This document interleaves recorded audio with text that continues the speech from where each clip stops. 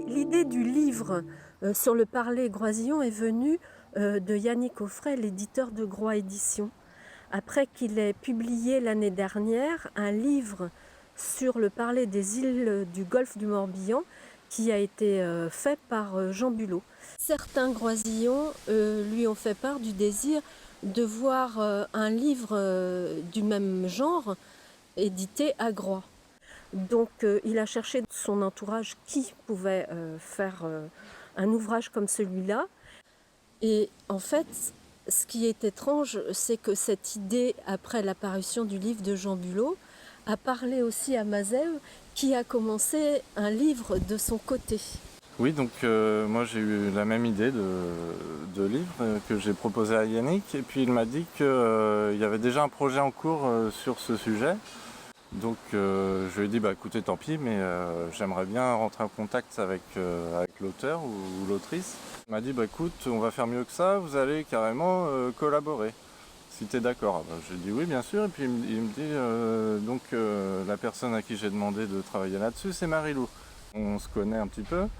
On s'était rencontrés notamment dans le cadre de mon travail à la radio. Et j'avais interviewé Marie-Lou, on a fait 2 émissions d'1 heure en breton, notamment sur son livre sur Moustero. Moi, j'ai été professeure de breton, enfin institutrice bilingue pendant pratiquement 30 ans. Je fais partie du premier contingent des instituteurs bilingues du Morbihan. J'ai animé des cours du soir. Le breton, c'est franchement pas quelque chose d'inconnu pour moi. J'ai chanté dans un groupe de feshnoz, j'ai participé à la création de pièces de théâtre.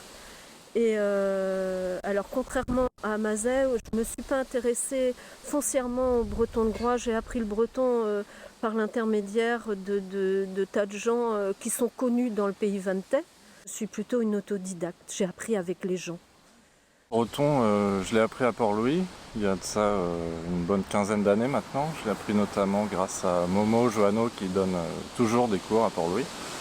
Il l'a appris lui-même auprès de sa grand-mère. Et bon, étant déjà passionné par, on va dire, Groix et tout le patrimoine groisillon, forcément je me suis intéressé au breton de Groix.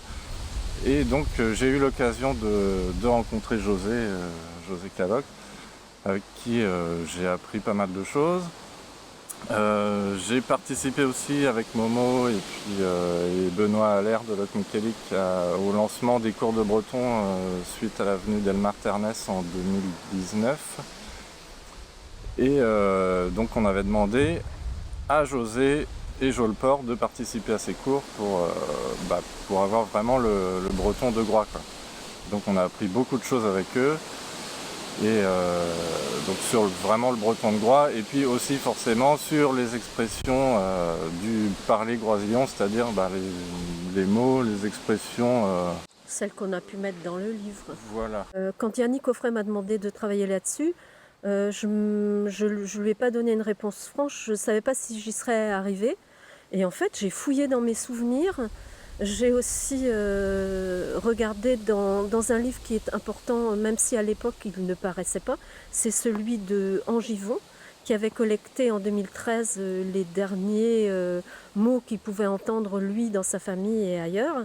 Et j'ai fouillé dans quelques ouvrages et à partir de là, en fait, tous les souvenirs de mon enfance me sont revenus en mémoire. En ce qui me concerne, c'est beaucoup d'expressions entendues par des amis groisillons, des choses entendues à droite à gauche à Groix, et on a réussi comme ça à collecter, j'ai compté à peu plus de 300 mots et expressions qu'on a mis dans le livre. Ouais.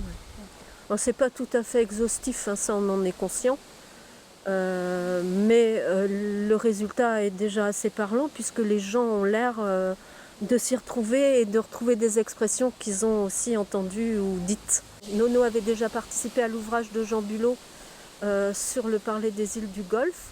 Yannick Offray a fait appel à lui pour illustrer celui-ci.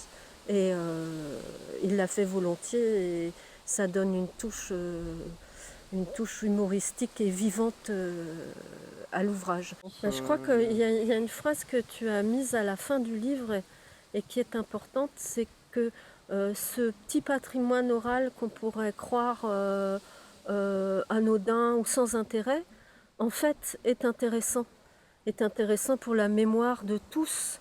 Et on voit le plaisir que ça fait aux gens de retrouver les mots et les expressions qu'ils ont entendus il n'y a pas si longtemps finalement. Parce qu'on est dans un monde quand même qui devient hyper formaté et on a besoin de se retrouver sur des terrains comme celui-là. Elisabeth Mahé donne une belle part à ces expressions-là et ces termes-là dans ses romans policiers. Je crois que les gens ont besoin de sentir qu'ils ne sont pas dans un territoire qui est devenu uniquement touristique, mais qui a un vécu et un passé qui appartient à l'île de façon vraiment propre.